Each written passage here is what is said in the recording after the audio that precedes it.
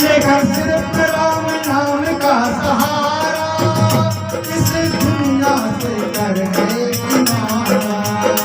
लेकर सिर्फ राम नाम का सहारा, कर गए किनारा। सिर्फ राम नाम का आश्रय लेकर ही इस दुनिया में रहे और किसी के आश्रय की आशा न करें। लेके सिर्फ राम नाम का सहारा, इस दुनिया से करके किनारा। लेके सिर्फ राम नाम का सहारा, इस दुनिया से करके किनारा। जी के नाम का जी के राम जी की राम जी की रजा में रजा मन है, उनको हर घड़ी आनंद आनंद है। राम जी की रजा में रजा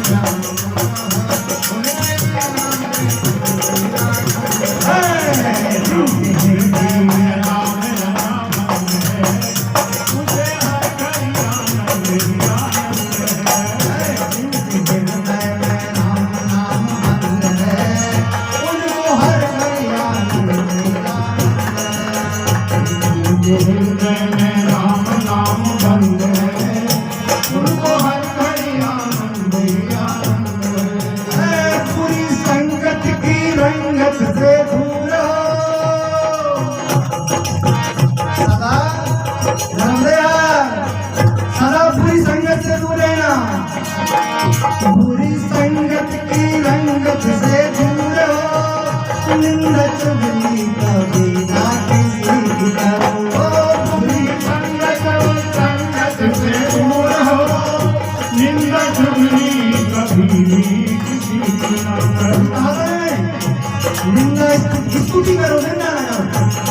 जहाँ तक बन सके सबकी स्तुति करो, सबकी तारीफ। हाँ, पूरी संगत की रंगत से दूर हो, निंदा चुगली कभी ना किसी की करो। पूरी संगत से दूर हो, निंदा चुगली कभी ना किसी की करो।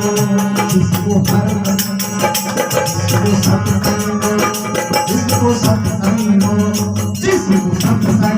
हर दम पसंद है, उनको हर घड़ी आनंद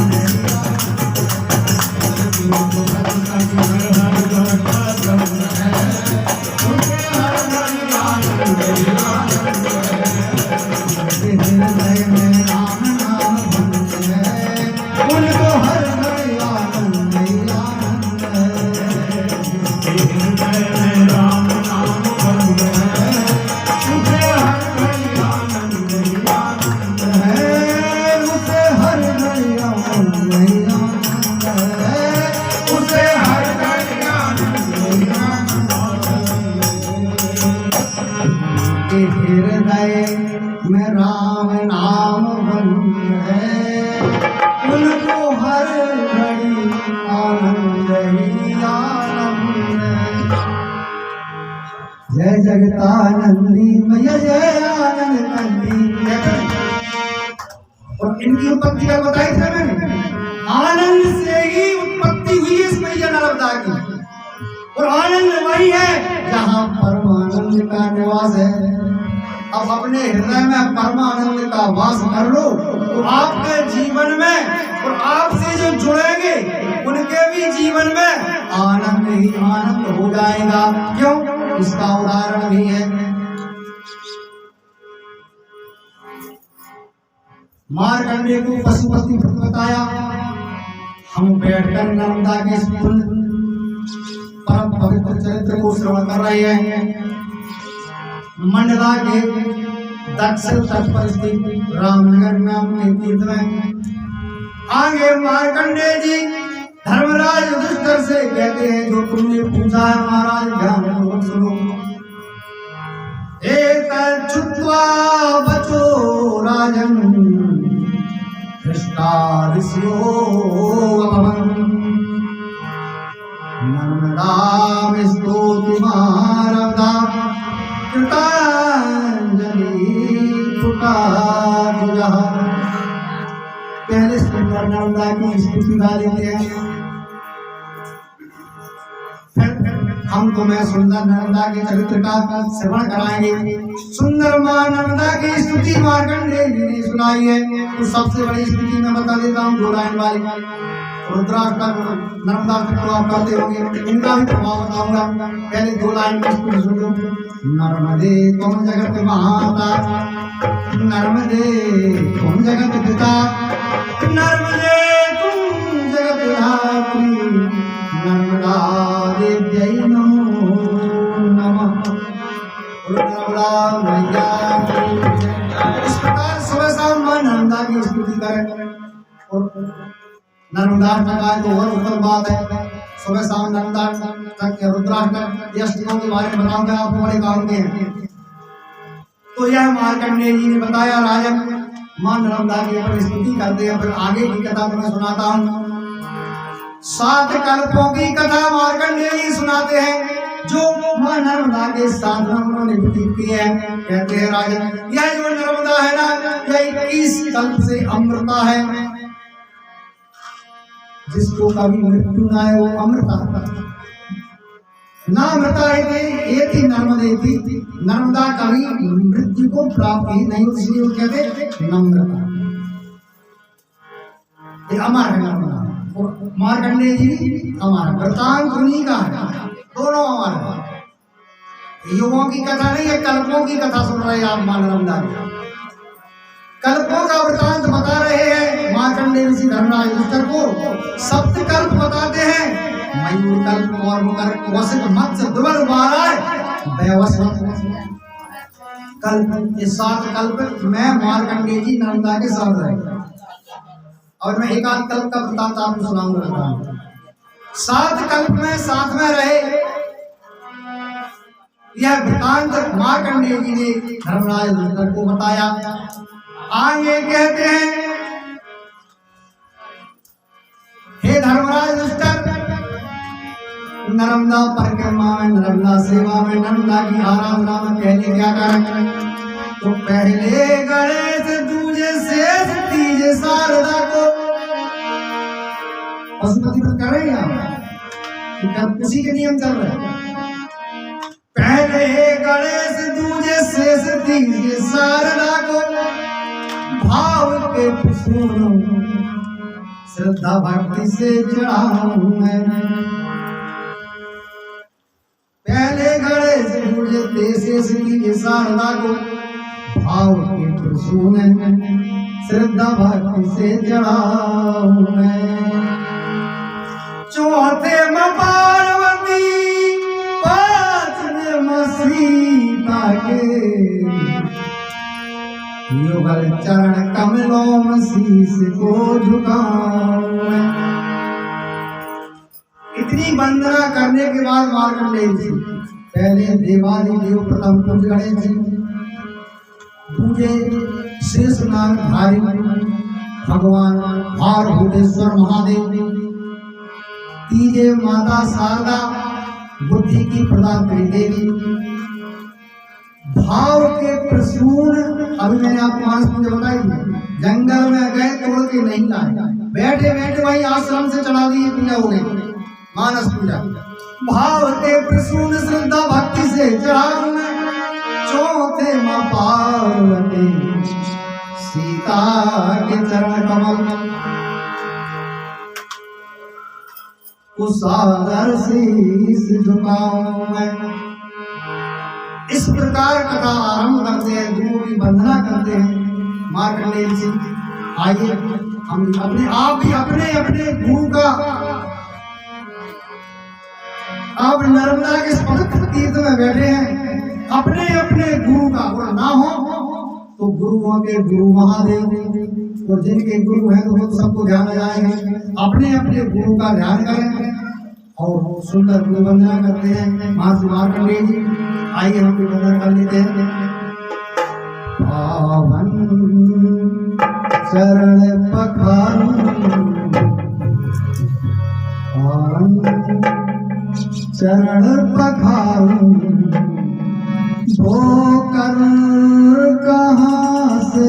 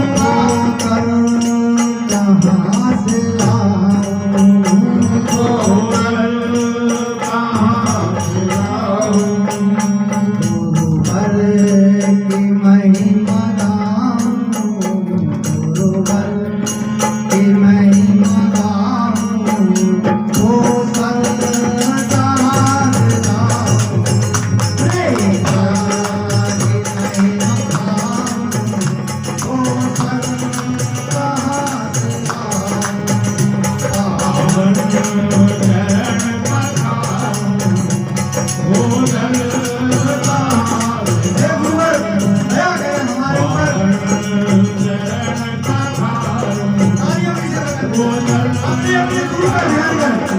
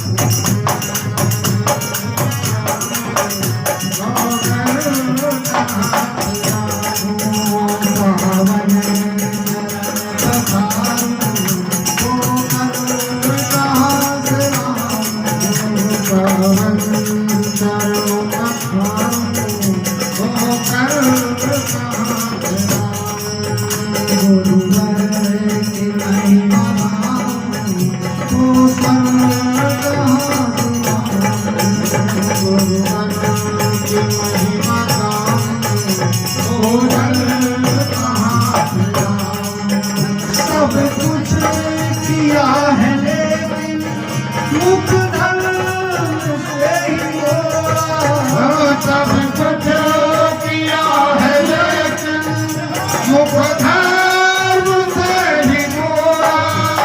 सब कुछ किया है लेकिन मुख धर्म से ही मोड़ा। सब कुछ किया है लेकिन सब सुख के साधनों ने आफतों में साथ छोड़ा। सब सुख के साधनों ने आफतों में साथ छोड़ा। आफतों में साथ छोड़ा। आफतों में साथ छोड़ा।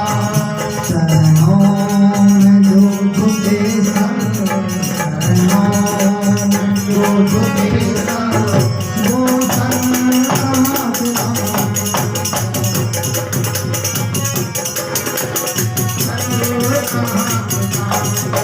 गुरुवर की नहीं मनाऊं, वो सर कहाँ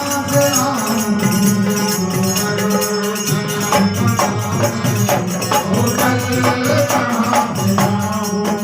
पावन चरण पखारूं, वो करण कहाँ से लाऊं? पावन चरण पखारूं, वो चरण कहाँ से लाऊं? देवा की महिमा, वो करण कहाँ से लाऊं? करण के नहीं पखारूं, वो चरण कहाँ से लाऊं? कहाँ से लाऊं? वो चरण कहाँ से लाऊं? गुरु की वंदना की है। महर्षि मार्कंडेय जी ने, धर्मराज युधिष्ठिर ने महर्षि के चरणों का प्रचालन किया है। और फिर आगे कथा सुनाना आरंभ करते हैं। 21 कल्प की कथा 7 कल्प पहले मैंने वृतांत बताया, वह सुनाया। इसके आगे देवी मुझे ज्ञान देहु नर्मदा यश वर्णन करूं। राबड़ी कृपा से मां निर्मल मति पाऊं मैं। बुद्धि को अतिहीन एक आसरा तुम्हारो रेवा। दीजो सहारो आज भक्ति गीत गाऊं मैं। इस प्रकार मां की कथा आरंभ करते हैं। सबसे पहले मार्कंडेय जी कहते हैं, हे महात्मा, धर्मराज युधिष्ठिर, मैं तुम्हें मां नर्मदा के एक उस कल्प की कथा सुनाता हूं जो मैंने सर्वप्रथम बार मां नर्मदा रेवा के साथ देखा है। प्रथम कल्प 12 कल्प में जब इस स्थावर जंगम चराचर जगत को सृष्टि के संहार आदि देव, देवादि देव, महादेव, इनको संहार करता कहा जाता है। इस सृष्टि को संहार करने के लिए उद्यत होते हैं। 12 सूर्य इस पृथ्वी पर इतनी तेज अग्नि ज्वाला बरसाते हैं, यह स्थावर जंगम चराचर जगत समस्त जलकर नष्ट हो जाता है। किसी प्रकार का जीवन कोई इस भूतल पर जीवित ही नहीं रहता। पर्वत, पहाड़, नदी, नाले और सभी देवता यहाँ से देवलों को पलायन कर जाते हैं। यह धरती स्थावर जंगम राख के ढेर में परिणत हो जाता है।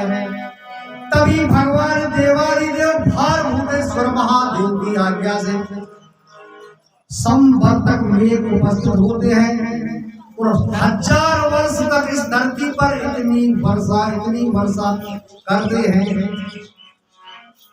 कि यह धराधाम पूरी जलमग्न हो जाती है। इसके जलमग्न होने के उपरांत 12 सूर्य अस्त हो जाते हैं और 1000 वर्ष वाली रात्रि का आरंभ हो जाता है। उसी समय हे महात्मन, उस दिव्य अंधकारमय रात्रि में मैं अकेला उस जल मग्न सृष्टि में इसी आश्रम में जहां बैठे हैं मार्कंडेय, अमरकंटक में मार्कंडेय आश्रम देखा आपने? इसी आश्रम में जहां युधिष्ठिर को कथा सुना रहे हैं, इसी आश्रम में के सहित उस पर्वत के सहित मैं उस जल मग्न में विद्यमान रहता हूँ। घोर अंधेरा है, सृष्टि पूरी जलमग्न है, कहीं कुछ सहारा नहीं है। इस प्रकार 1000 वर्ष तक मैं केवल वायु का सेवन करके उस घोर अंधेरी निशा में रात्रि में चिंतन कर रहा था कि उसी समय मेरे समक्ष उस जलमग्न सागर में एक देवी प्रकट होती है और एक नवजात शिशु 4 घड़े थोड़ा प्रकाश होता है। उस देवी के प्रकट होने पर मुझे यह दृश्य दिखाई देता है। ध्यान दें सभी का ध्यान व्यासपीठ पर रहेगा तो आप कथा को आत्मसात कर पाएंगे। नर्मदा मैया की जय। जब यह दृश्य मैंने देखा धर्मराज, तो वह देवी मुझसे मधुर गंभीर वाणी में बोली, हे ब्राह्मण देवता,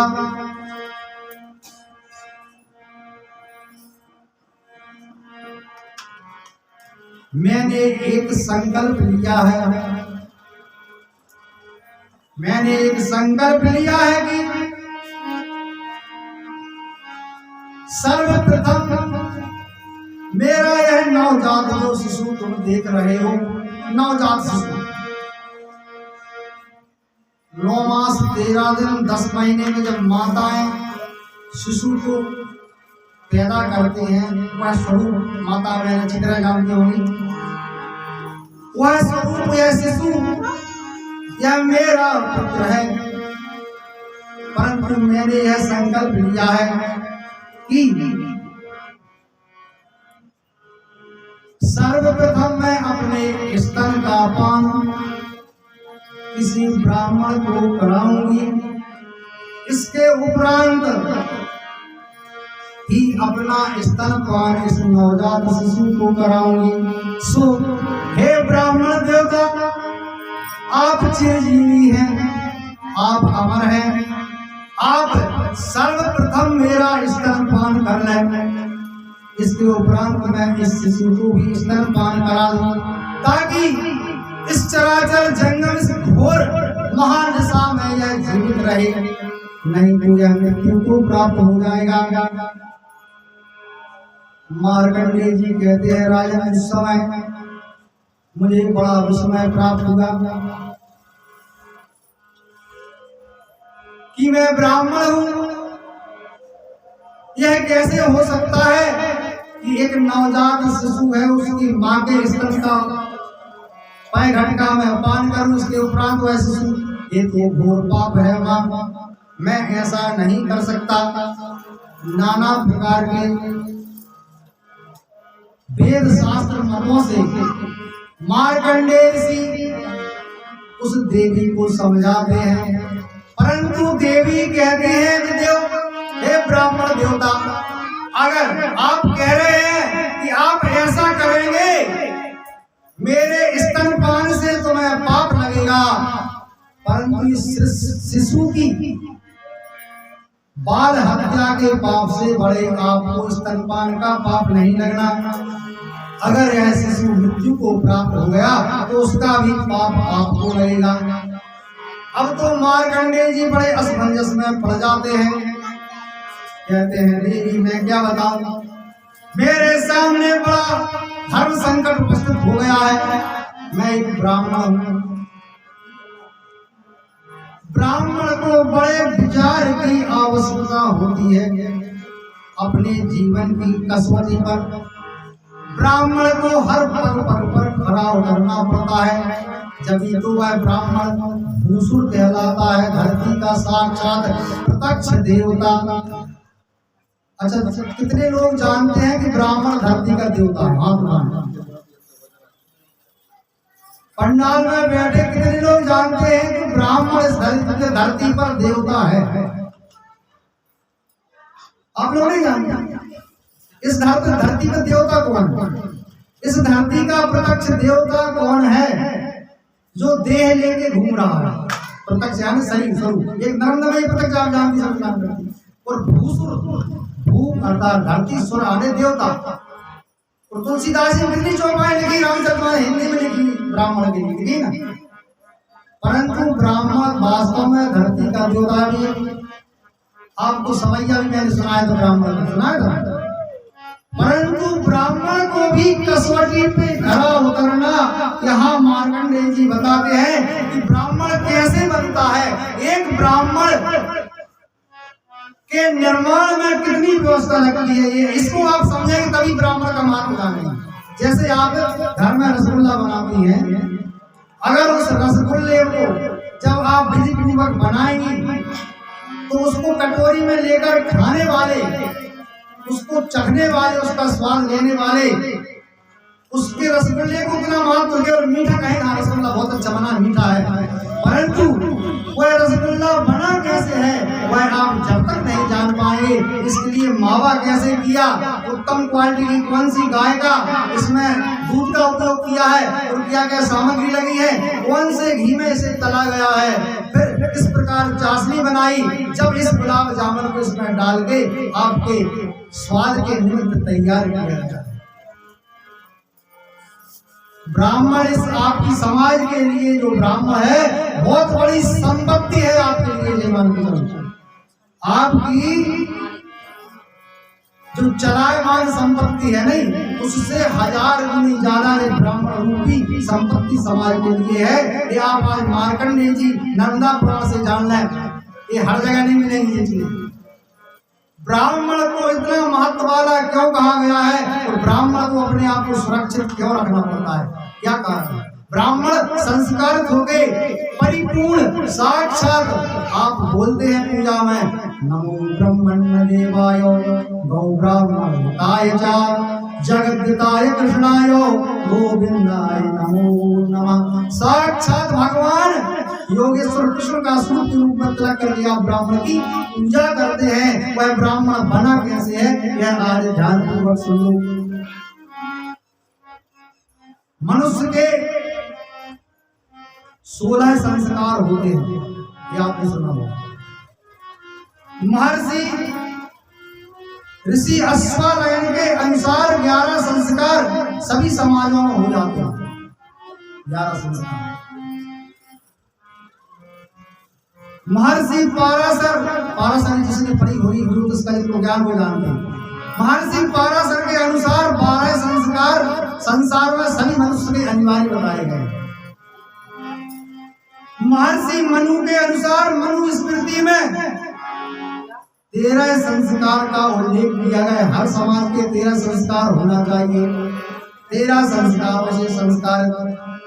और महर्षि अंगिरा के द्वारा, महर्षि वेद व्यास के द्वारा 16 संस्कार से ब्राह्मण सुशिक्षित होता है। बाकी 13 संस्कार सभी के हो जाते हैं। ब्राह्मण बने 16 महर्षि वेद व्यास के द्वारा। आगे चलते हैं, महर्षि अंगिरा कहते हैं ब्राह्मण के 25 संस्कार होना चाहिए। कितने संस्कार? 25 संस्कार से साक्षात नारायण स्वरूप ब्राह्मण का स्वरूप बन जाता है। गौतम ऋषि के मतानुसार ब्राह्मण के 40 संस्कार होना चाहिए। कितने? 40। महर्षि गौतम ऋषि जिन्होंने न्याय शास्त्र लिखा है, गौतम कथा सुनी? गौतम ऋषि जिनकी नारी अहिल्या थी। गौतम ऋषि बड़े प्रकांड विद्वान थे, राजनीति शास्त्र, जिन्हें नीति शास्त्र का कानून व्यवस्था लिखी जिन्होंने। उनके अनुसार 40 संस्कार से ब्राह्मण संस्कारित होता है। कितने? 40। आप लोग तो कराते हो, जन्म संस्कार हो गया, नामकरण, चूड़ाकरण, सौर कर्मादि इत्यादि, मुंडन वगैरह संस्कार, विवाह आदि आदि संस्कार। ऐसे 2-4 संस्कार जहां तक सब समाजों में होते हैं, प्रचलित में है। परंतु ब्राह्मण होता है 40 संस्कारों से संस्कृत।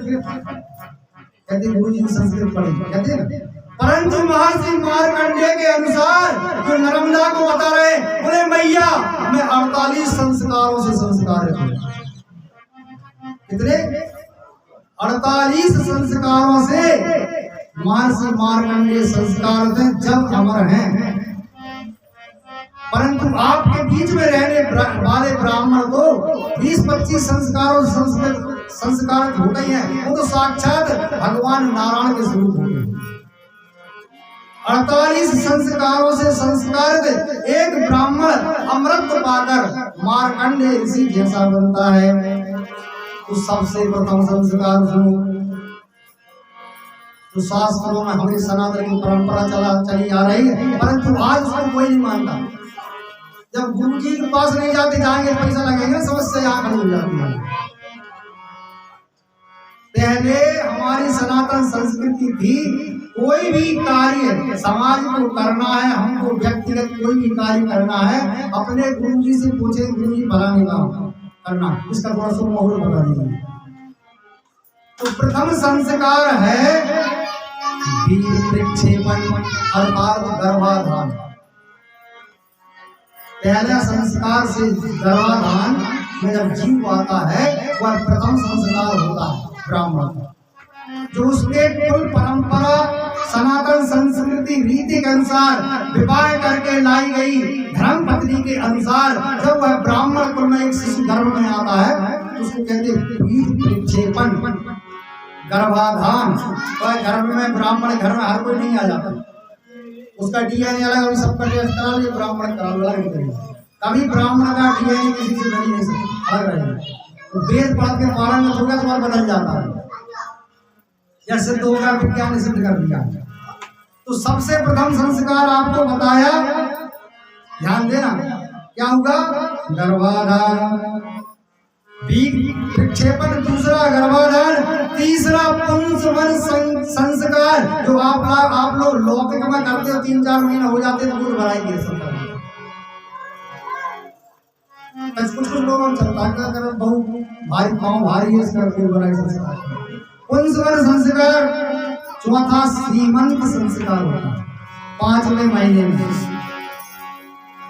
फिर इसके उपरांत होता है 5वां संस्कार जात कर्म संस्कार। छठा होता है जब जन्म हो जाता है, उसको कहते हैं प्रजनन जब होता है ना प्रसूति, उसको कहते हैं जात कर्म संस्कार, यानी वह प्रकट हो गए। छठा नामकरण संस्कार होता है, गुरु जी से पंचांग दिखवाते हैं, मुहूर्त निकलवाते हैं विधि पूर्वक है, कौन सा नक्षत्र, कौन घड़ी, कौन लग्न किस तिथि में पैदा हुआ है, सूर्य उत्तरायण में दक्षिणायन, सब व्यवस्था रहती है उसमें। ज्योतिष की गणना के अनुसार नामकरण संस्कार होता है। गुरु जी कुंडली बना देना, इसका नाम रख देना। आजकल क्या करते हैं, क्या नाम रखे हो, बहू का और पति पत्नी दोनों का निकनेम बना के इसका नाम बोल के रख दो, बोले इसका नाम रख दो बहान। बबीता पत्नी का नाम हो गया, अमीर कुमार हो गया पुरुष का नाम, इसका नाम रख दो बहान। ये तुमने संस्कृति को धो दिया है। विधि पूर्वक जो हमारी 12 खड़ी के अक्षर होते हैं उनमें व्याकरण है और सार है उन अक्षरों में। उसके अनुसार अगर शास्त्र सम्मत, वेद सम्मत अक्षर का आप नाम रखवाएंगे तो उसके जीवन में प्रभाव पड़ेगा। ये संस्कार हो गया नामकरण। छठा संस्कार 7वां निष्क्रमण कराते, निष्क्रमण वाला जो सूदक लगती है उधर से निष्क्रियता जो होती है उसका भी संस्कार होता है, क्योंकि वह बालक समझ में रहता है। निष्क्रमण संस्कार। इसके उपरांत होता है मौजी बंधन उपनयन संस्कार। फिर ऐसे धार्मिक, सौमिक, भौमिक, ये 4 वेद के संस्कार होते हैं ब्राह्मण, 4 एक साथ। फिर स्नान संस्कार ब्राह्मण का, पत्नी संयोजन। अब ये 4 जो वेद के संस्कार, इसमें जनेऊ, यज्ञोपवीत आदि सब हो गए। 4 जो वेद के संस्कार मैंने बताए, धार्मिक, सौमिक, भौमिक और ऐसे, ये 4 वेद के संस्कार है। ब्राह्मण वेद पढ़ के पारंगत होके, यज्ञोपवीत धारण करके, सिखा बढ़ाकर, 4 वेद 6 साल 18 पुराण का ज्ञाता होकर, विधिवत व्याकरण का जानकार होकर, पारंगत होकर, ये 4 वैदिक संस्कार केवल ब्राह्मण संस्कार होता है।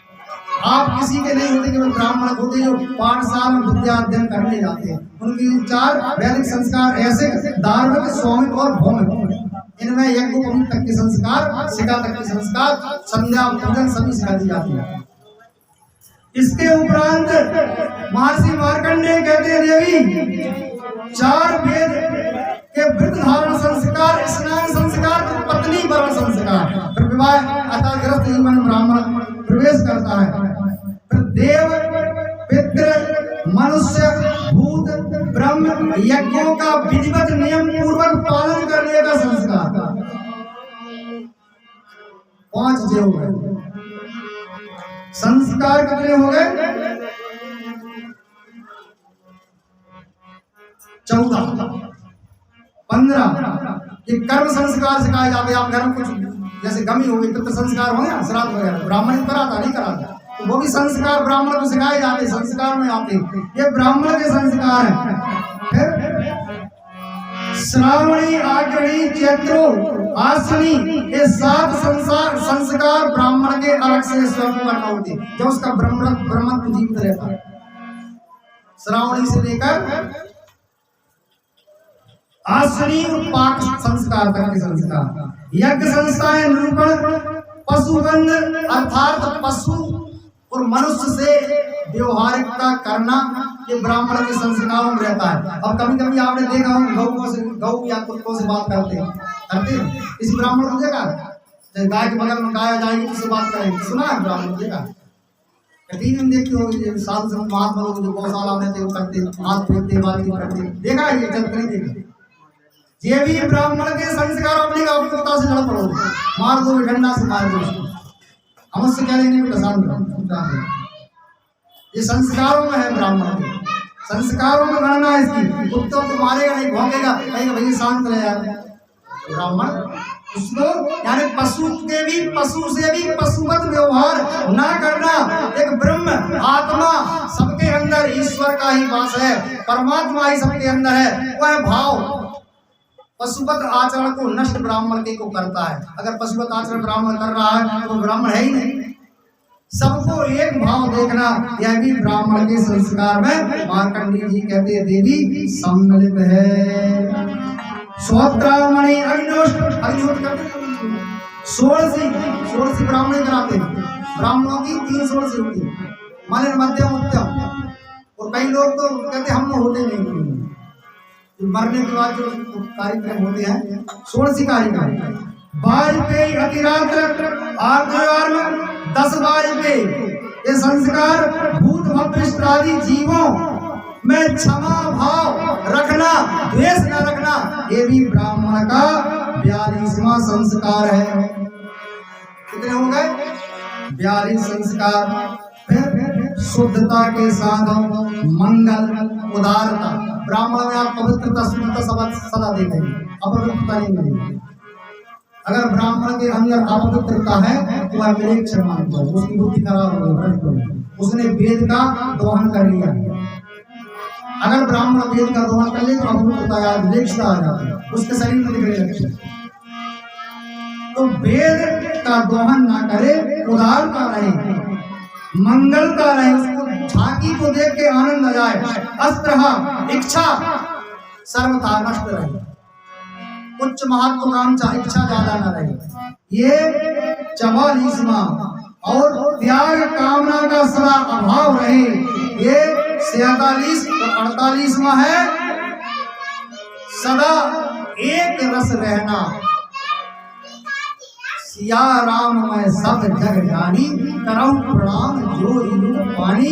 यह ब्राह्मण न कभी ज्यादा क्रोधित हो, न ज्यादा प्रसन्न हो, न ज्यादा उदास हो, न ज्यादा हंसे। यह सदा एक रस एक भाव रहना, यह ब्राह्मण का 48वां संस्कार है। इतने बोले देवी, इतने संस्कारों से संस्कारित होकर एक परिपक्व ब्राह्मण निर्मित होता है। हे देवी, मेरा धर्म नष्ट हो जाएगा, मैं बड़ा पाप का भागी होऊंगा। फिर माता समझाती है, कहती है मैं देवी कि ब्राह्मण देवता तुमको केवल एक यह लगेगा कि आपसे एक पाप हो रहा है, और इस शिशु के मर जाने पर इतनी हत्याएं, इतने पाप लगेंगे कि आप दोबारा इन पापों से मुक्त नहीं होंगे। 10,000 वर्ष स्वर की योनि में जाओगे, फिर कौवा की योनि में जाओगे, फिर चौपाया पशुओं की योनि में आओगे, फिर बड़ी मुश्किल से तुम्हें मनुष्य देह मिलेगी, जब तक इस धरती पर कई कल्प बीत चुके होंगे। और इस समय वक्त कहता है कि तुम जब तक मेरा स्तनपान नहीं करोगे, यह शिशु मृत्यु को प्राप्त हो जाएगा और यह दोष तुम्हें लगेगा। अब मार्कंडेय जी क्या करें? देवी के चरणों में प्रणाम करके परम वात्सल्य को उस देवी ने पाया और उसके स्तन को पान किया। महर्षि मार्कंडेय कहते, राजन, उस देवी के स्तनपान करने से मुझे तृप्ति ही नहीं हो रही थी। ऐसा लग रहा था कि मेरी इस जीव आत्मा ने परम विश्रांति ऐसी गोद पाली है जो गोद कभी छोड़ी ही ना जाए। ऐसा वास्तव फिर सहसा ही 1000 वर्ष व्यतीत हो गए, पता नहीं चला उस जंगम में, उस घोर अंधेरी रात में। 1000 वर्ष व्यतीत होने के उपरांत मार्कंडेय कहते हैं, राजन, क्षण मात्र में वह देवी भी अंतर ध्यान हो गई। वह जो शिशु था वह भी, और वो 4 जो खड़े रखे थे वह भी वहां से गायब हो गए। पुनः एक देवी प्रकट हुई। कहा, वत्स, तुम कैसे हो? बोले, माता मैं अच्छा हूँ, परंतु अभी जो देवी थी वो कौन थी? और वो 4 खड़े रखे थे वो कौन थे? और वो एक जो नवजात शिशु था वो कौन था? मुझे तो पता नहीं चला। उस देवी ने मुझे स्तनपान कराया तो मैं 1000 वर्ष में व्यतीत हो गए, मैं तृप्त ही नहीं हुआ। ना मुझे भूख लगी, ना ही प्यास लगी, और ना ही मैं तृप्त हुआ। वह देवी कहती है महात्मा, वह जगत की जननी माता वसुंधरा थी। कौन थी? माता वसुंधरा पृथ्वी धरा, ये भगवान विष्णु की धर्म पत्नी थी। धरती माता थी जो सभी जीवों को कभी भूखा नहीं रहने देती। उस प्रलय काल में भी महर्षि मार्कंडेय को ने भूखा नहीं रखने दिया। और जो शिशु थे वो जगत के नारायण शेष सैयावासी परम प्रभु विष्णु थे। और चार जो भड़े रखे थे वो चार सागर थे जो सुरक्षित माँ धरती माता ने बचा लिए थे, क्योंकि यह चराचर जगत तो नष्ट हो गया है। पुनः इस सृष्टि का निर्माण होगा तो इनकी पुनः आवश्यकता पड़ेगी। और आप कौन है देवी? बोले मुझे तुमने पहली बार देखा है, मैं पिछले 21 कल्पों से ऐसे ही रही आ रही हूँ। अब तुम आओ मेरे आश्रय में। मैं भगवान भोलेनाथ से उत्पन्न इस सृष्टि में कभी क्षय को न प्राप्त होने वाली साक्षात देवी भगवती नर्मदा हूँ। बोलो नर्मदा मैया की जय। हर हर नर्मदे, हर हर नर्मदे, हर हर नर्मदे।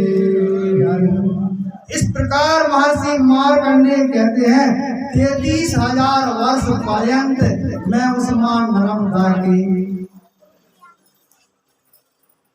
आश्रय में रहा।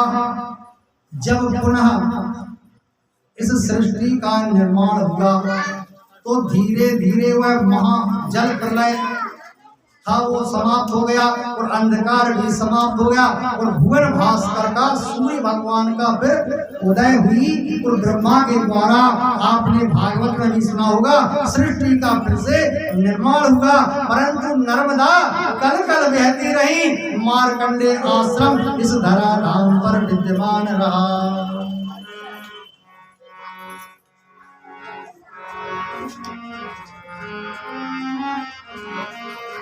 इस प्रकार 12 कल्प का वृतांत नर्मदा से कैसे साक्षात्कार महर्षि मार्कंडेय का हुआ धर्मराज युधिष्ठिर को सुनाया। अब धर्मराज युधिष्ठिर महात्मा मार्कंडेय से कहते हैं, हे महात्मा मैं धन्य हूँ और आप भी धन्य है जो आपने इतने सुंदर चरित्र को मुझे सुनाया मां नर्मदा के आश्रय में। श्रुतम में विविधाश्चर्यो तो प्रसादात् दुरोत्तमाम् भूयश्च श्रोतुमिच्छामि तन्मे कथय सुब्रत। हे महात्मन, श्रेष्ठ व्रत क्या है जो ब्राह्मण को धारण करना चाहिए और हम जैसे क्षत्रियों को नर्मदा के तट का कैसे सेवन करना चाहिए, यह जानने की मेरी इच्छा है। और इस अमरकंटक क्षेत्र में विद्यमान तीर्थों का भी मुझे आप वर्णन सुनाइए। उस परम पवित्र पुण्य सलिला मां नर्मदा के तीर्थों का वृतांत मेरी जानने की इच्छा है। महाराज मार्कंडेय जी कहते हैं, यह नर्मदा के तीर्थ और शब्दों के जाल में कोई फर्क नहीं है। इतने तीर्थ है अमरकंटक में, परंतु कुछ खास तीर्थों का मैं वृतांत सुनाऊंगा। शब्दों का जाल है मां का प्रसाद है। अब इस तीर्थों का जाल है समझो, यह नर्मदा का प्रसाद समझो। अमरकंटक में 68,000 तीर्थ हैं। हे राजन धर्मराज, इस अमरकंटक क्षेत्र में जहाँ आप बैठे हैं ना, इसमें उत्तर और दक्षिण दोनों तटों पर 68,000 देवताओं से सेवित तीर्थ हैं। शब्दों का जाल है या माँ का प्रसाद है, चरणों में रेवा के स्थान मैंने पाया है। मैं अमरकंटक में माँ के चरणों में बैठा हूँ। यह माँ का प्रसाद समझ लो, यह शब्दों का जाल समझ लो। जो समझो महाराज, बिना भाव बिना भक्ति थोड़े से त्रिशूल लेके माँ तेरी शरण में यह आनंद कंद आए। हे मैया हम भी आज तेरी शरण में आ गए, जैसे मार्कंडेय जी पड़े हैं हम भी तेरी शरण में इस दिव्य चरित्र को सुनेंगे। आइए तो आगे मार्कंडेय जी कहते हैं, हे राजन, नर्मदा सब नदियों में श्रेष्ठ है। इस धरती पर जितनी भी पवित्र नदियां बहती हैं, पवित्र तीर्थ हैं, वह तो श्रेष्ठ है ही, परंतु जो मां नर्मदा है यह सभी नदियों में श्रेष्ठ कही गई है। हे राजन, सरस्वती नदी जल 3 बार मैं कल बताया, वही व्यवस्था है, वही बता रहे हैं कि 3 रात्रि में सरस्वती, 7 दिन स्नान करने में गंगा और 1 महीना स्नान करने में यमुना जो फल देती है वह भगवान नर्मदा के दर्शन मात्र से प्राप्त हो जाता है। इस प्रकार का यह मां नर्मदा का प्रभाव है। राजन, सबसे पहले तुम्हें इस नर्मदा के तट पर कपिला उत्पत्ति, कपिला तीर्थ का वर्णन सुनाता हूँ। जहाँ कपिल धारा आप गए होंगे, आपने देखा होगा, कपिला उत्पत्ति सुनाई। इसके बाद जलेश्वर तीर्थ का वर्णन सुनाते हैं। अमरकंड में जो विद्वान है, सबसे परम पवित्र तीर्थ जलेश्वर, और यहाँ पर भगवान के 8 ज्योतिर्लिंगों का प्रादुर्भाव हुआ है। अमरकंड के उत्तर में पेंड्रा की ओर 16 मील वाला एक मार्ग है। एक मार्ग है पेंड्रा ग्वालियर रेलवे स्टेशन से अगर आते हैं तो 40 किलोमीटर बस मार्ग है, और एक पुराना मार्ग है जिसको 16 मील कहते हैं। 16 मील, वहाँ एक जलेश्वर नाम का तीर्थ है। इसकी महिमा मार्कंडेय जी सुनाते हैं। अतः परम प्रख्यामि साविसल्या भूयथा आश्चर्यभूता लोकस्य सर्व पाप क्षय करी। यह कपिला संगम है, वहीं से उत्पन्न हुआ है, जो आकर दक्षिण से, उत्तर से आकर दक्षिण की तरफ मां नर्मदा में मिली है। कपिला संगम के ऊपर यह जलेश्वर नाम का तीर्थ है। तो सृष्टि के आदि पुरुष, सृष्टि के आदि पुरुष कौन है? भगवान देवादिदेव महादेव। तो सृष्टि के आदि पुरुष बैठे सिंहासन पर, भगवान महादेव की आसन लगी है।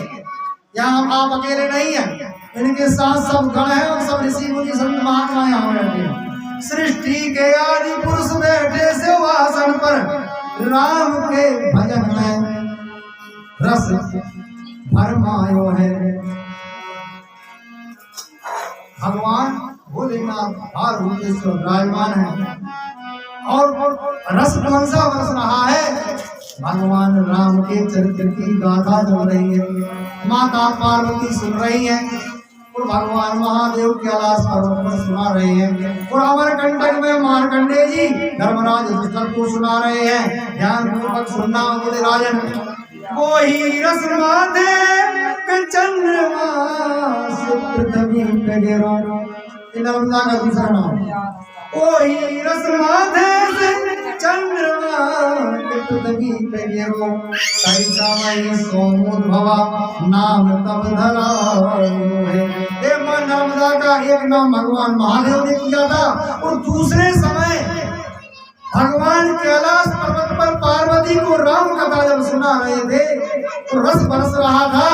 उसी समय भगवान के मस्तिष्क से एक पसीना की बूंद निकली, चंद्रमा के अमृत से मिलती हुई, जैसे ही धरती पे गिरी तो सोमोद्भवा नाम की नर्मदा प्रकट हो गई। बोलो नर्मदा मैया की। नर्मदा का सोमोद्भवा नाम भगवान महादेव ने संस्कार कर दिया। भगवान कहते हैं, इसके आगे राजन आपको इस तीर्थ का वर्णन सुनाऊं, फिर आगे विसल्या संगम, विसल्या संगम की कथा सुनाऊं। जलेश्वर के थोड़े नीचे विसल्या संगम है। विसल्या संगम के बारे में सूक्ष्म बता दूं। विसल्य का अर्थ होता है घाव रहे, तो शल्य का अर्थ है घाव। शल्य या कोई शस्त्र अस्त्र लग जाए, जिससे कट छिल जाए, तो उसको कहते शल्य। वेद शास्त्र पुराणों की भाषा। और आज अस्पताल में लिखा जाता है शल्य क्रिया, शल्य चिकित्सालय होता है ऑपरेशन कहते हैं, डॉक्टर लोग कहते हैं शल्य क्रिया हुई है, ऑपरेशन को कहते हैं शल्य। काटना, इस देह को भगवान ने जो बनाई है उसको काटना, छाटना, इसमें घाव लगना, किसी शस्त्र से मार देना, वह शल्य हो जाता था, घाव युक्त हो जाता है, आघात युक्त हो जाता है, घाव को कहते हैं शल्य। और उसके रहत हो जाए उसको कहते हैं विशल्य, घाव रहता। तो इसको कहते हैं विशल्या संगम कैसे बना? तो यह ऐसे बना कि सबसे पहले एक समय देवासुर संग्राम में सभी देवता जब लड़ने जाते हैं तो उस समय अग्निदेव एक ही अग्नि थी, जात वेदस नाम की वेद अग्नि है, एक ही अग्नि थी। तो सब देवता गए तो अग्निदेव भी युद्ध करने गए दानवों से। देव दानव युद्ध होते रहते हैं ना, यहाँ आपने सुना हो, पता होते थे ना इस भूतल पर।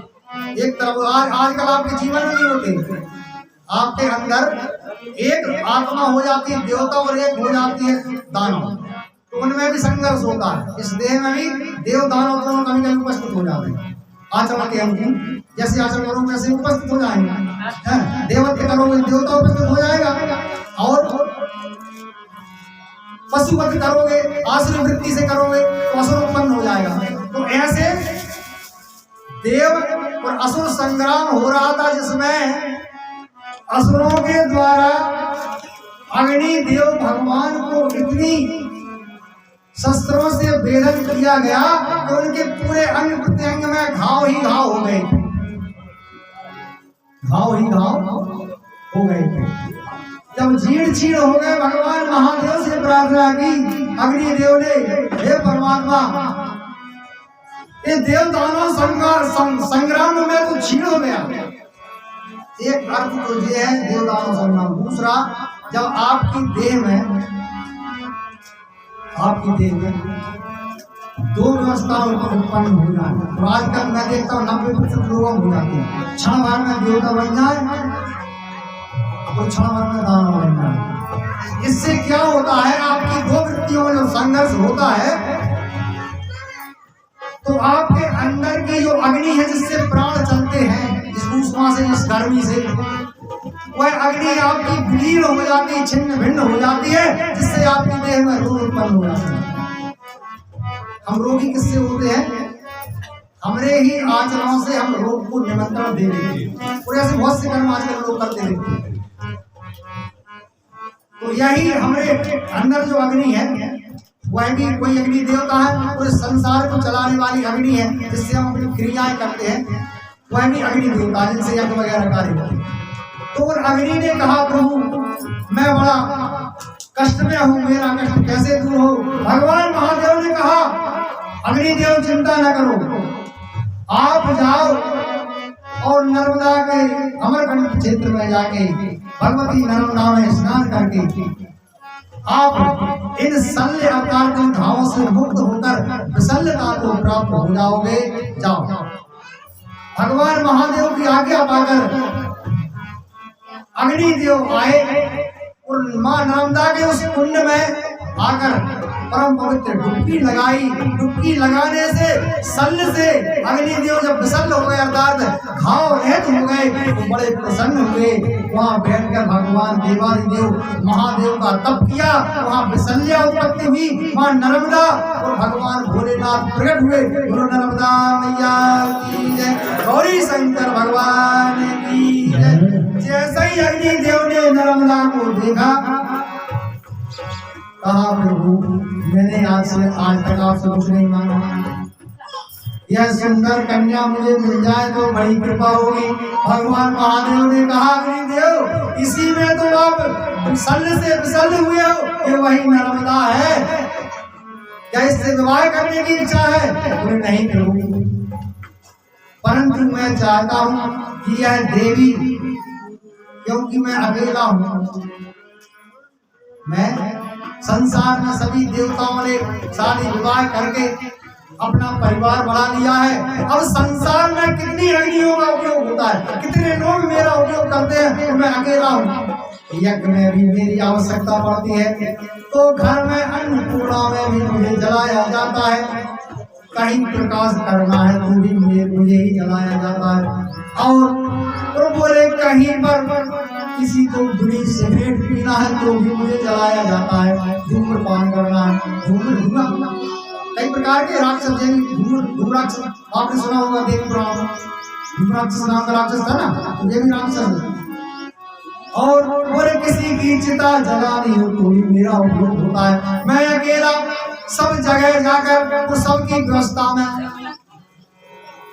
उपयोग होकर अपने अग्नित्व को खो देता हूँ। हे भगवान, इसलिए कुछ तो मेरे ऊपर कृपा करो। तो भगवान ने कहा, देवी बताओ। बोले महादेव चिंता न करें, इनकी मैं आवश्यकता पूर्ण कर देती हूँ। तो वहाँ माँ नर्मदा ने अग्नि देव के निवेदन पर एक अग्नि के पुत्र के रूप में अग्निन्द्र नाम की एक अग्नि और उत्पन्न की, जिससे 8 प्रकार की और अग्नियां हुई जो आज संसार में ब्राह्मण मंत्रों के द्वारा उत्पन्न करते हैं। और फिर अन्नपूर्णा रसोई की, यज्ञ की, नित्य होम की, और अंत में पितरों की स्वाहा सुधा की अग्नि, सब अग्नि के अलग अलग विभाग कर दिए। तब से विसर्जया संगम की उत्पत्ति हुई। वहाँ अग्नि नारायण के द्वारा भगवान भारभूतेश्वर महादेव के सुंदर ज्योतिर्लिंग की स्थापना की गई। नर्मदा के जल से अभिषेक किया गया। जो भी मनुष्य इस तीर्थ में जाकर अपने दैहिक रोग, कैंसर जैसे पीड़ित, कैंसर जैसे चर्म रोगों से ग्रसित, नाना प्रकार के आदि व्याधि जरा पीड़ाओं से ग्रसित मनुष्य उस तीर्थ में जाकर अमरकंटक में निवास करे, अपने पितृ देव मनुष्य ऋषियों को तर्पण करे और ब्राह्मणों को दान दक्षिणा देकर संतुष्ट करे, तो अवश्य ही वह रोग मुक्त होकर स्वस्थ होकर वापस आएगा। बोलो नर्मदा मैया की जय। यह बड़ा पवित्र तीर्थ है नर्मदा में। और मैंने कहा था, मैं आपको मेरी स्वयं के ऊपर घटी हुई नर्मदा के अमरकंटक तीर्थ की घटना आपको श्रवण कराऊंगा। मां नर्मदा की इस दास की ऊपर बड़ी कृपा है, अनुकंपा है। जो ही समझो, आज से 40 वर्ष पूर्व कुछ मन में ऐसा आया कि नर्मदा अमरकंटक में जाकर, अमरकंटक पवित्र तीर्थ स्थल में जाकर पितृपक्ष में मैं अपने पितरों को, ऋषि पितरों को, देव पितरों को, विश्व देवताओं को तर्पण करने की आकांक्षा भीतर जगी। नर्मदा इतनी परम पवित्र पावनी है, पुण्य सलीला है, इतनी महत्व अगर नर्मदा पुराण के माध्यम से अगर इसमें इतना है, तो क्यों ना जीवन में समय निकालकर एक समय पितृपक्ष में नर्मदा के पुण्य उद्गम स्थान अमरकंटक में जाकर 2, 4, 5 दिन रहकर अपने पितरों को तर्पण किया जाए। ब्राह्मण को है, कर्म को संसार में लगा करते रहते हैं, यह भावना जगी। तो और जो भक्त थे हमारे, उनसे मैंने कहा, वो पुराण सुनने में बड़ी जिज्ञासा रखते थे। नर्मदा पुराण में कथाएं सुनते हैं तो अंदर से भक्ति जगती है, तो उनके अंदर भी भक्ति जगी। मैंने कहा, भाई चलोगे क्या? अपन चले एक साल, 1 वर्ष। तो 1 वर्ष के लिए हमने सोचा था, परंतु फिर नियम सा बन गया। तो ऐसा 5 वर्ष तक हम लगातार मां नर्मदा के अमरकंठ में जाकर पितृपक्ष में वही मां के कुंड में तर्पण आदि कार्य करते थे। तो प्रथम वर्ष जब हम गए, तो ये तीर्थों का जो आपको बता रहा हूँ ना, बहुत तीर्थ नर्मदा अमरकंटक पर्वत श्रेणी में इतने तीर्थ है, पग पग पर तीर्थ है। तो जिज्ञासा रोज रहती थी। हमने स्थान चुना रहने के लिए, गरीबी तो थी, आज के 40 साल पहले संसार में भी गरीबी थी और हम तो बहुत ही गरीब थे। गरीब तो सदा आज भी है, ब्राह्मण का धन तो वेद है। इस संसारी व्यवस्था को हम धन नहीं मानते, ना जेब में कुछ रखते हैं। परमात्मा की कृपा बन रहे, नर्मदा का आशीर्वाद बना रहे सब पानी। तो ऐसे ही रहते थे, तो एक लंगोटी लगा लेते थे, एक कमंडल अभी रखा हमने भाइयों का भीतर का, वह और एक उन्हीं की छड़ी लेकर नर्मदा चले जाते थे। प्रथम वर्ष जब गए तो वहाँ एक राम घाट है, जो डैम बांध बना है नर्मदा का, जहाँ मेला लगता है शिवरात्रि के समय 1 महीने का। वो बांध के नीचे एक राम घाट है, वहाँ एक हनुमान जी की बढ़िया यज्ञशाला बनी पक्की। तो अब कहाँ जाए, जहाँ रुके वहीं पैसे वाली बात, तो यज्ञशाला में, यज्ञशाला के सामने एक कुटिया थी ब्राह्मण देवता की, वो भी नरसिंहपुर जिले से वहाँ पहुंच गए थे। हनुमान जी का जो नर्मदा पंचकोशी करने हर वर्ष जाते थे, तो उन्होंने हनुमान जी की मड़िया बनवा दी और वो ब्राह्मण देवता वहाँ रहते थे, उसकी पूजा पाठ करते थे। तो हमारा डेरा उसमें देखा, तो रात में वो माता राम निकल के बाहर आई, तो देख दाख के हम 3 लोग थे, पड़े थे उसमें ही बाहर, एक अपने चद्दर लेके। अश्विन मास था, कुमार का महीना, हल्की हल्की ठंडी अमरकंटक में लगती है उस समय। तो मैया आई, बोले ब्राह्मण देवता हो, आप कहाँ से आए? मैंने बताया। अरे बोले आप यहाँ क्यों पड़े? चलिए वहाँ मेरे घर में कुटिया में आराम, ठंड में बड़ी ठंडी हवा लगती है, और आप, ये तो यज्ञशाला है, आप घर में रहिए ना, और भोजन प्रसादी। हमने कहा हम तो उस दिन ले गए, तो पक्का बना के ले जाते ना पकवान वगैरह, तो शुरू दिन की बात थी, पकवान वगैरह थे, हमने कहा पाली है, प्रसादी पाली है, और सीधा सामान ही बांध के ले गए थे, दाल चावल आटा वगैरह। तो बोले ठीक है पाली, कोई बात नहीं, हमने ध्यान नहीं दिया कि आप लोग यहाँ चलो अंदर, तो अंदर रुक गए, ले गए वो अंदर, बिस्तर लगाए, वहाँ अपनी दरी बिछाई, साल हो रही, सो गए। प्रातः काल उठे तो उन्होंने, पहले तो हम उठे जैसे, तो मुँह हाथ मंजन अपना पुकारी वगैरह की, तो उन्होंने तत्काल चाय बना के ला दिया, भैया हमको नर्मदा पितृपक्ष में तीर्थ में आए हैं, ऐसा मत करो आप। नहीं नहीं, आप हमारे अतिथि हैं, चाय चलो चाय पी ली, और आग्रह किया तो पी ली, परंतु हमने सब निर्णय लिया, सामग्री ले गए थे सब उनको दे दी, दाल चावल घी गुड़ शक्कर ले गए थे, ले जाते हैं 4-5 दिन के लिए गए थे, तो सब उनको दे दी। वजन भी लग रहा था, वो फौजी में खड़ी नहीं टांग दे, उसमें वजन लग रहा था, उन्हीं को दे दी हम लोग। अब माता राम जितने दिन रहेंगे तो एक 8 टाइम प्रसाद दे देना, दिन भर तो घूमेंगे, रात में थोड़ा बहुत पाके सो जाएंगे।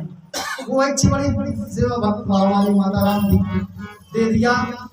अब सुबह से हम निकले, तो प्रथम दिन तो माई की बगिया इतने इत्यादि घूम के तर्पण अर्पण करके पुत्रों को घूमते थे। सुबह 1 घंटे आते उधर 10-11 बजे प्रसादी बनाकर भगवान को बाल भोग लगाया, और फिर प्रसादी पाके और तीर्थों का दर्शन करने भ्रमण करने निकल जाते जल्दी हम।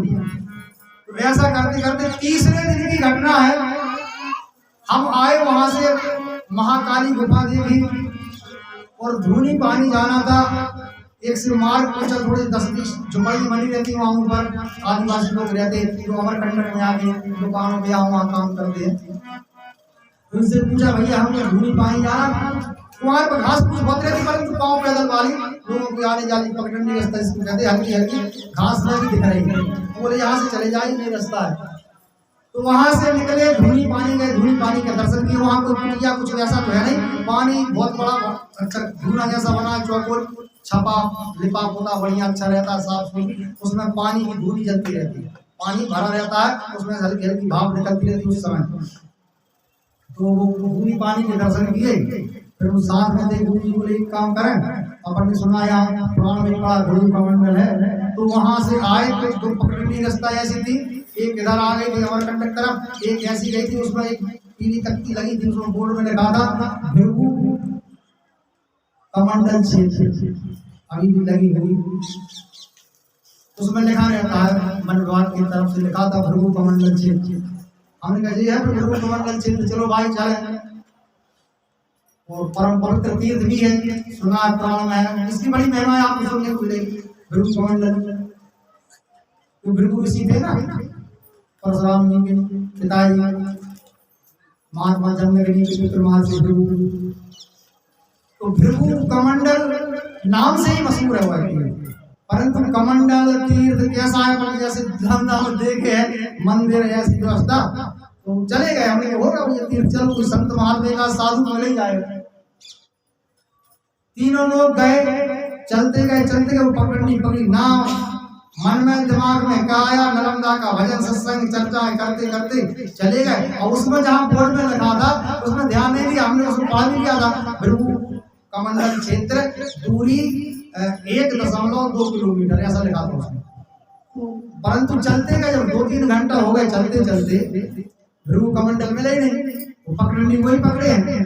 अब पहाड़ के जब बिल्कुल किनारे पहुंच गए चलते चलते, जहाँ पहाड़ समाप्त ही हो जाता है, वो पगडंडी मगर उतर नहीं पहाड़ के नीचे। अब हमने कहा यार इसमें तो 1 किलोमीटर 1.5-1.25 किलोमीटर करीब लिखा था उसमें। अरे गुरुजी बोले सवा हो सकता है पुराने जमाने का मील लिखा हो। उनने भी कह दिया, हमने मान लिया, हमने चलो चलते। अब पहाड़ उतरने लग गए, पहाड़ उतरने लग गए तो 3-4 किलोमीटर जैसे ही उतरे नीचे तो पहाड़ के नीचे खेत खलिहान। तो उस समय धान की फसल थी, छोटी छोटी मेहनती खेतों की धान की फसल के पानी आनी भरा था। हमने कहा तो अपन अमरकंट पहाड़ ऊपर रह गए, देखा और नीचे आ गए किसी गांव बस्ती में, सामने एक बस्ती दिख रही थी। तो एक आमाडोह करके गांव है, अमरकंटक पर्वत के नीचे बिलासपुर जिले में आ जाता है। और आगे जाकर एक चौराहा पड़ता है जिसको क्योंची चौराहा कहते हैं। 1 किलोमीटर आगे हम उस पहाड़ के नीचे उस गांव में उतर गए। गांव से एक छोटा सा गांव, तो वहाँ रोड निकली थी जो पेंड्रा ग्वालियर अमरकंटक जबलपुर तरफ आती है, और एक रोड निकल गई बिलासपुर, उसको कहते हैं क्योंची चौराहा। अब उधर पहुंच गए हम। अब भूखे प्यासे, पास में थोड़ा बहुत जल था तो वो पान कर लिया था। अब वो खेतों का भरा पानी पिएंगे, उनकी सर्दी जुकाम बीमार हो जाएंगे। उस गांव में गए, फिर जलपान किया। पूछा भैया कहाँ आ गए हम? बोले आमाडोह है पंडित जी। अच्छा आमाडोह, अमरकंटक कितनी? बोले आपको ऊपर छोड़ा, हमको भृगु कमंडल देखना था। कहाँ है? बोले अमरकंटक में है भृगु कमंडल, यहाँ तो आप बिलासपुर चला आ गए। अरे हम जाओ नर्मदा माई, चलो भैया। अब थक इतने गए थे, 2:30-3 बज गया था, समय हो गया था और कुमार का महीना था।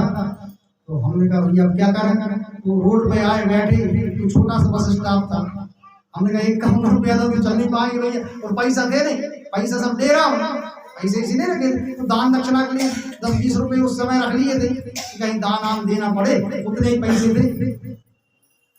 हमने कहा भैया अब क्या करें यार, चल तो आएंगे नहीं, क्योंकि यहाँ से अमरकंटक कितना? बोले उनका 32 किलोमीटर है रोड से। जहाँ जिस स्थान पर पहुंचे होकर के, वहां से अमरकंटक की दूरी 32 किलोमीटर। हमने राधे राधे हो जाएगी, कब तक चलेंगे? पर 32 किलोमीटर बहुत होता है, और सामर्थ समाप्त हो चुकी थी चलती। अब नर्मदा मैया का है, मैया क्या करें? उतने में बस आई, हम कहीं काम को बस में बैठ जाएंगे। ज्यादा होगी तो कहाँ जा रहे? बोले अमरकंटक जा रहे। हमने अमरकंटक डेरा से लाके बैठा रहेगा, जब पैसा लगा के दे देंगे। वो निर्णय कर लिया, बैठ गए बस में। उसने कहा हाँ कहाँ जाएंगे? अमरकंटक जाएंगे भैया। ठीक है, बैठ गए। थोड़ी देर बाद आया हूँ पैसे लेने के कंडक्टर, बोले पैसा दीजिए भैया। हम पैसा नहीं है, अमरकंटक पहुँच के दे देंगे। साधु संत महात्मा आदमी घूमने निकले थे, अमरकंटक से उतर के यहाँ आ गए। घूमने भ्रमण की दृष्टि से निकले थे, तीर्थों का भ्रमण करने। पैसा आ गया है अमरकंटक में, तुमको दे देंगे, हमने डेरा पर रखा। लगता है वो सज्जन रहा होगा बेचारा का, ठीक बैठ जाओ। टिकट कुछ नहीं बिठा के ले गए, अमरकंटक उतर गए। हमने ले पैसा ले लो आप। बोले नहीं आप लोग जाओ। चलो नर्मदा मैया की जय। हमने चलो धन्यवाद दिया, साधुवाद दिया, आगे अपने डेरा पर। भृगु कमंडल नहीं मिला, भृगु कमंडल नहीं मिला। मन में उदास, मन तो उदास था। रात में थके बहुत थे, भजन करते हुए अच्छी नींद आ गई। कब सवेरा हो गया पता नहीं चला। दूसरे दिन मगर अंतःकरण में, मन में सबकी यही जिज्ञासा कि भृगु कमंडल देखना है। अगर भृगु कमंडल है कैसा? और कहते हैं भृगु कमंडल का जल जिसको मिल गया उसका जीवन कृतार्थ हो गया। हे भृगु महात्मा, धन्य है आप। भृगु कमंडल में एक भी तो बड़े परेशान हुए हैं, कहाँ मिल तो जाए, ढूंढेंगे जरूर। दूसरे दिन बिठाली, सब पूजा पाठ तर्पण करके और प्रसादी बनाए, प्रसादी पाई, फिर चल दिए। तो कोई वहीं धूनी पानी तक जाना, वहीं से 2 रास्ता, वहीं पर पहुंच गए। तो वहां जैसे ही हम पहुंचे तो एक हमको आदमी और मिल गया उसी दोराहे पर, धूनी पानी जहाँ से भृगु कमंडल गई धूनी पानी। अब वहाँ जैसे पहुंचे मिल गया। हमने भैया आइए, कहाँ जा रहे हैं? बोले हम भृगु कमंडल जा रहे हैं। हम क्या भृगु कमंडल जा रहे हैं? हम भी भृगु कमंडल जा रहे हैं भैया, कल से ढूंढ रहे हैं। आज फिर सोचा कि भैया कि हो जाए, मिल जाए भृगु कमंडल। आपने देखा है क्या? बोले हमने भी नहीं देखा। हमने 2-3 से 4 हुए, परंतु देखा इनने भी नहीं है। फिर हमने चलो ढूंढते करेंगे। नर्मदा मैया का स्मरण किया। फिर उससे चर्चा जो भैया थे सब मिले थे, चौथे हमको, 3 तो हम थे, चौथे जो मिले थे उनसे हमने पूछा भैया साहब आप कहाँ से आए हो, भृगु कमंडल क्यों जाना चाहते? और हम तो ब्राह्मण थे, वेद इस पुराण में कुछ जानकारी मिल गई थी तो हमारा तो जिज्ञासा थी, परंतु उनसे हमने पूछा तो उनने हमको जो बात बताई हम बड़े अचंभित रह गए। अचंभित इसलिए रह गए कि हम नर्मदा के तट पर बैठे हैं, इसके महत्व को नहीं जानते, ना इसकी कथा को सुनते, ना इसमें क्या मिलता है उसको नहीं जानते। और उसने कहा हम गुरुजी कलकत्ता से आए। कहां से? कलकत्ता से। कलकत्ता से आए हैं, हमारे पिताजी को कैंसर है, तो वो भी अंदर पेट में कैंसर है। अब नाना प्रकार के उस समय आज के मान के 40 साल पहले हमारी आयु 22 वर्ष की थी, उस समय 62 चल रही, तो 40 वर्ष में मान के चलो कलकत्ता से वो आए थे अमरकंटक केवल भृगु कमंडल का जल लेंगे। किसी संत महात्मा ने उनसे कह दिया था, जिसने उनको बताया हो, अपन जो बीमारी परेशानी दिया था, कई उपाय बताते लोग, तो उनको किसी ने बता दिया था। कोई संत नर्मदा के बहुत से भक्त संसार में, और किसी ने कहा है गुरु जी कोई महात्मा आए थे कि भृगु कमंडल जाओ वहां से जल ले आओ है, और उन्होंने तो औषधि दी है हमको, बोले इनको नर्मदा को भृगु कमंडल के जल में घिस के पिलाना, आपके पिताजी का कैंसर जड़ से नष्ट हो जाएगा, जीवन भर नहीं होगा। प्रेम से बोलो नर्मदा मैया की जय। उसके इस वृतांत को सुना तो और जिज्ञासा बढ़ी, वो चलते जा रहे हैं, तो हमने कहा भैया चलो ठीक है, तो हम जल का में ले जाओगे? बोले एक छोटी सी बोतल प्लास्टिक की ले ली, इसमें ले जाएंगे और औषधि का सेवन कराएंगे, संत महात्मा ने दी है, चलो हम गए ढूंढते। मगर हमने वो निर्णय कर लिया, वहाँ देख लिया, हमने भैया देखते चले दोनों तरफ कहाँ, अपन 1-1.5 किलोमीटर से इर्द गिर्द में ही होगा भृगु कमंडल।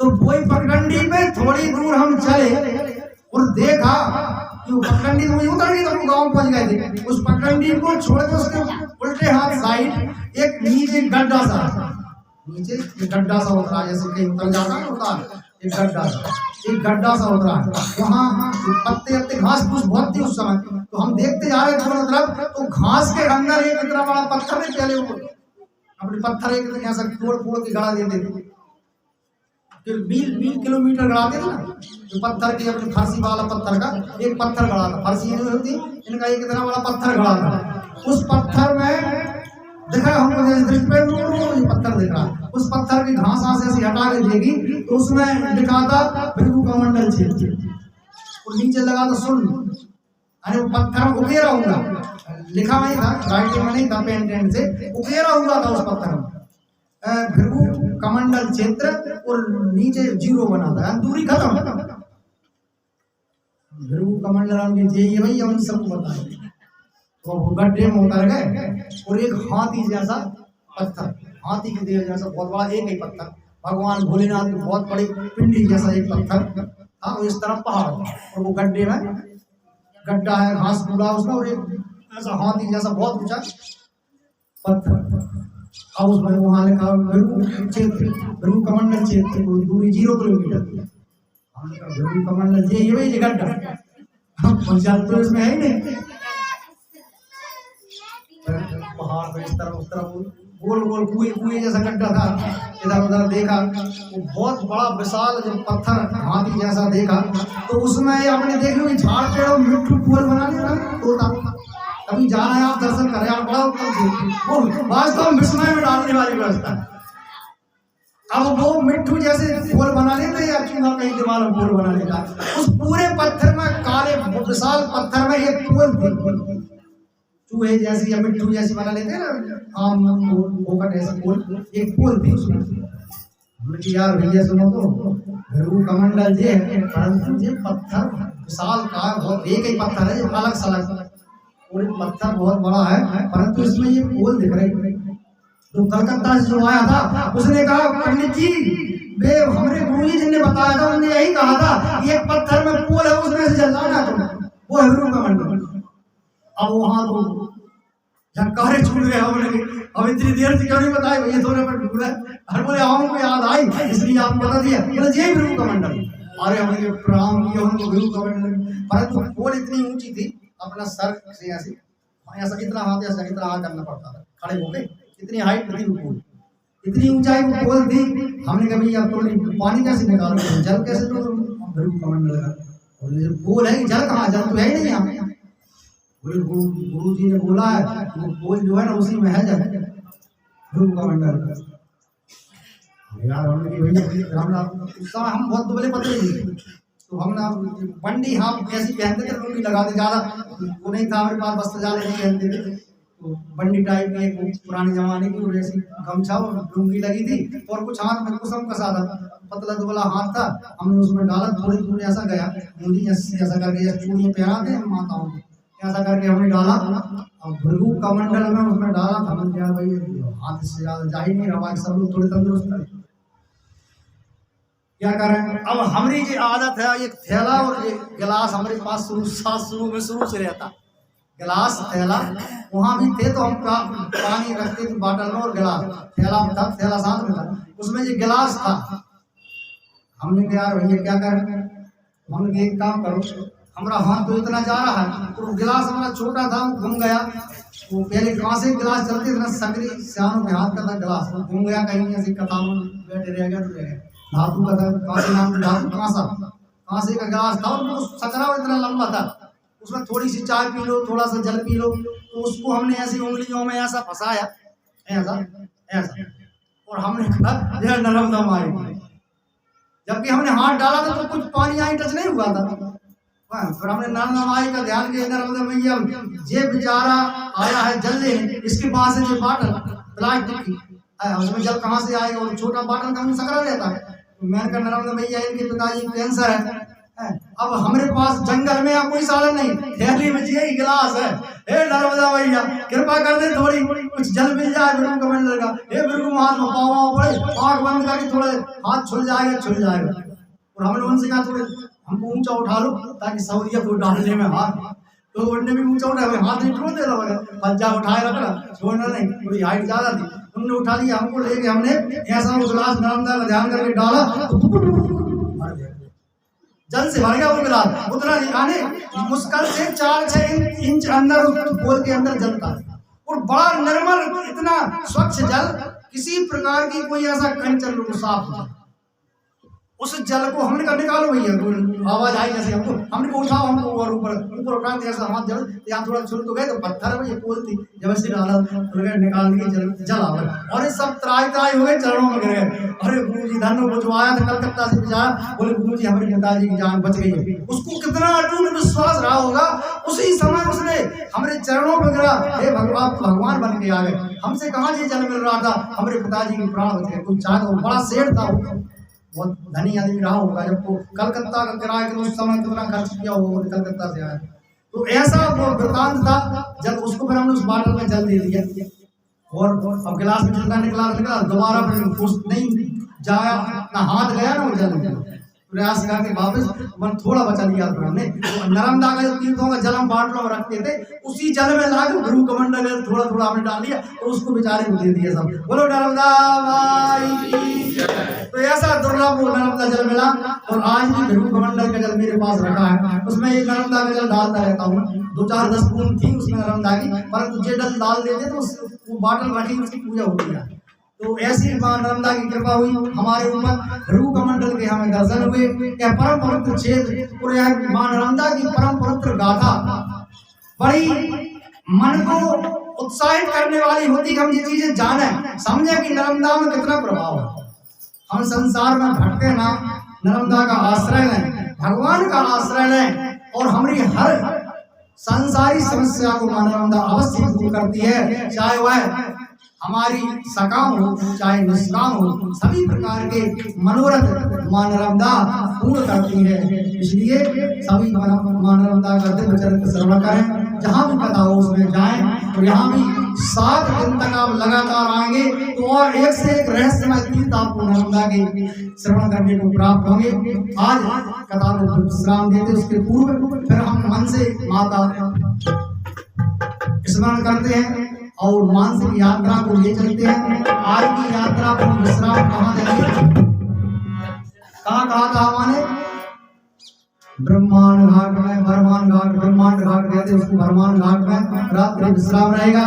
नियम मैंने आपको बता दिया है। तो नर्मदा के ब्रह्मांड घाट में दक्षिण तट वर्मान में, वर्मान खुर्द में हम आज महादेव तट पर निवास करेंगे, रात को बिताएंगे। सुबह भगवान महादेव का पूजन अर्चन मानसिक वंदन करके तो फिर यात्रा आगे बढ़ाएंगे। कल फिर उत्तम पवित्र तीर्थों का चरित्र मां पुण्य सलीला नर्मदा का अमृत पान करेंगे। आज की कथा को विश्राम देने के लिए चलो यात्रा को आगे ले चलते हैं।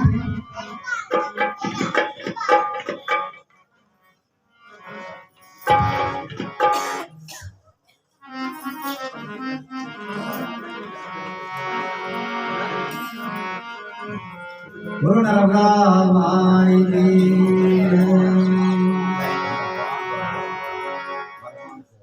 हरि जय हो नर्मदा माई की, जय हो नर्मदा माई की। भूखे को भोजन, प्यासे को पानी, जय हो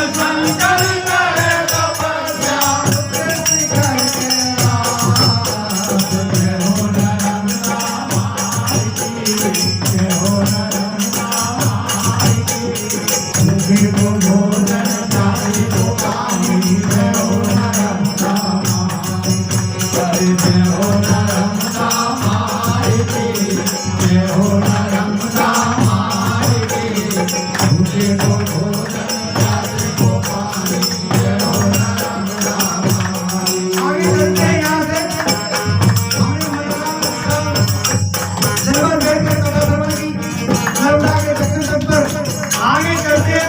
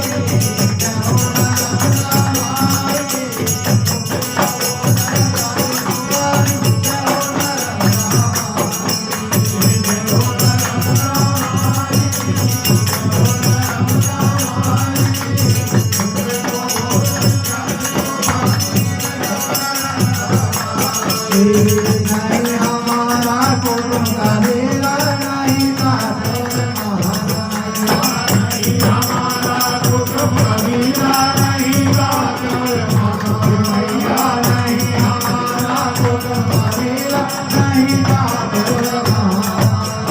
नहीं हमारा कुटुंब कबीरा नहीं ठाकुर हम तो आए शरण तुम्हारी हो हम तो आए शरण तुम्हारी शरण की लाज नहीं। जय हो नर्मदा माई जय हो नर्मदा माई तुमको भोजन करे को पानी जय हो नर्मदा माई की, जय हो नर्मदा माई की। तुमको भोजन करे को पानी,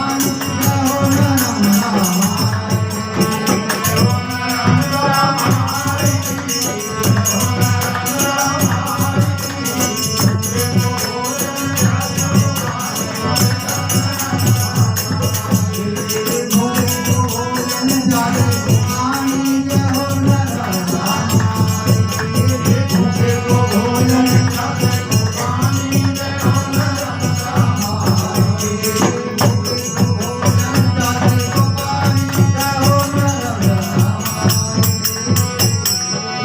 बोलो नर्मदा मैया की जय, गौरी शंकर भगवान की जय, प्राण पुरुषोत्तम भगवान की जय, मार्कंडेय भगवान की जय, व्यास ऋषि की जय। हर हर नरमदे, हर हर नरमदे, हर हर नरमदे। आज की कथा यही विश्राम। सभी रात्रि में परम पवित्र ब्रह्मा की तपोस्थली ब्रह्मांड घाट में मन से विश्राम करें, पुनः जागरण करें और मां नर्मदा का पवित्र स्नान कर पूजन तर्पण वंदन निवेदन कर पुनः दोपहर के समय मध्याह्न वेला में उपस्थित होकर हम पुनः मां नर्मदा के परम पवित्र चरित्र का श्रवण करेंगे। यही वाणी को विराम देते हैं। आगे कभी आरती होगी, आरती प्रसाद लेकर जाए। बोलो नर्मदा मैया की जय।